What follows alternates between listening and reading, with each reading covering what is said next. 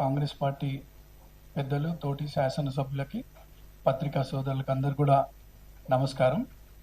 మరి గత 3 రోజులుగా జరుగుతున్నటువంటి పరిణామాలు చూస్తుంటే ఒక యువకుడిగా, కాంగ్రెస్ పార్టీ శాసనసభ్యుడిగా, కార్యకర్తగా చాలా బాధాకరంగా ఉంది. ఎందుకంటే ఒక వర్కింగ్ ప్రెసిడెంట్గా, ఒక పిసిసి అధ్యక్షుడిగా గత ప్రభుత్వంలో ప్రజలకు జరుగుతున్నటువంటి అన్యాయాలను ఎదిరిస్తూ, అట్లానే పార్టీ సీనియర్స్ అందరిని కూడా కలుపుకొని ఒక యూనిట్గా, ఒక ఐక్యతగా గత ప్రభుత్వాన్ని ఎదిరించి ప్రజల ఆశీస్సులతో గవర్నమెంట్ ఫామ్ చేసినటువంటి మన గౌరవ ముఖ్యమంత్రి రేవంత్ రెడ్డి అన్నగారి పట్ల కొందరు మాట్లాడే విధానం చూస్తుంటే చాలా బాధగా ఉంది. ఎందుకంటే అధికారం వచ్చిన తర్వాత ప్రజలు ఇబ్బంది పడొద్దని చెప్పి ఇచ్చినటువంటి మాటలు, సంక్షేమ పథకాలు ప్రజలకు అందుబాటులో తీసుకొస్తూ, అభివృద్ధి కార్యక్రమాలు తీసుకొస్తూ పార్టీని బలంగా తీసుకుపోతున్నటువంటి ప్రయత్నంలో కొందరు పార్టీని బలహీనపరచాలని, గౌరవ ముఖ్యమంత్రిని బలహీనపరచాలని చూస్తూ ఉన్నారు. ప్రజల ఆశీస్సులు ఉన్నంత వరకు మాలాంటి యువకులు, శాసనసభ్యులు అన్నకు అండగా ఉన్నంత వరకు ఎవరు ఏం చేయలేరు. అట్లనే ఈరోజు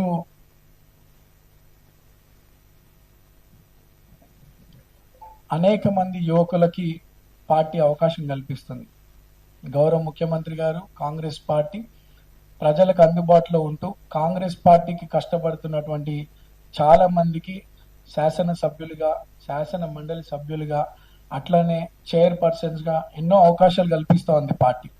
ఎగ్జాంపుల్, నేను కూడా ఈ వేదిక మీద ఉన్నా. నేను పార్టీకి 3 సంవత్సరాల క్రితం వచ్చినప్పటికి కూడా పార్టీకి ఉపయోగపడుతున్నా, సమాజానికి ఉపయోగపడుతుందని చెప్పి పార్టీ తరఫున ఒక యువకుడిని, ఒక బీసీ యువకుడిని ప్రోత్సహించాలనే ఆలోచనతో నాకు అవకాశం కల్పించింది కాంగ్రెస్ పార్టీ.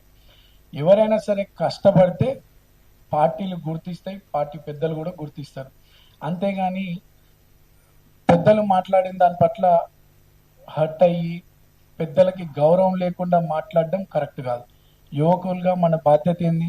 పార్టీ పెద్దలు కానీ, పార్టీ అధిష్టానం కానీ, గౌరవ ముఖ్యమంత్రి కానీ వాళ్ళు ఇస్తున్నటువంటి సలహాలు, సూచనలతో అట్లానే సంక్షేమ పథకాలని ప్రజల్లో బలంగా తీసుకుపోతూ గ్రౌండ్ లెవెల్లో పార్టీని బలపరచాల్సినటువంటి అవసరం మనందరి మీద.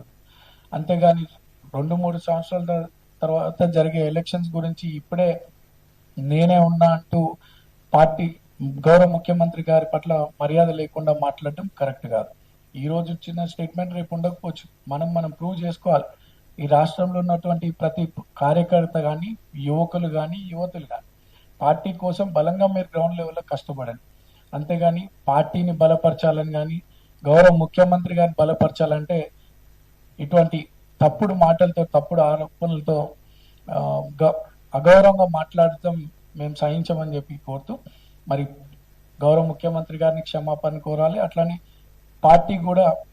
పార్టీ పెద్దలు కూడా ఇటువంటి మళ్ళీ రిపీట్ కాకుండా అందరూ కూడా క్రమశిక్షణ కమిటీ పెద్దలు ఇటువంటి వారిపైన చర్యలు తీసుకోవాలని కోరుతూ, మనమందరం కూడా ఐక్యతగా ఉంటేనే రేపు మళ్ళీ కాంగ్రెస్ పార్టీని అధికారంలోకి తీసుకురావచ్చు. మనమందరం కూడా రేవంత్ అన్నకు బలంగా అండగా ఉండాలని కోరుతూ, ఇస్తున్నటువంటి సంక్షేమ పథకాలను ప్రజల్లోకి తీసుకుపోతూ వచ్చే రోజుల్లో పార్టీని మళ్ళీ అధికారంలోకి తీసుకొచ్చే విధంగా కష్టపడాలని కోరుతూ, అందరు కూడా, ఎందుకంటే రెస్పెక్ట్, డిసిప్లిన్ ఇవన్నీ చాలా ఇంపార్టెంట్, ఎస్పెషల్ యూత్కి.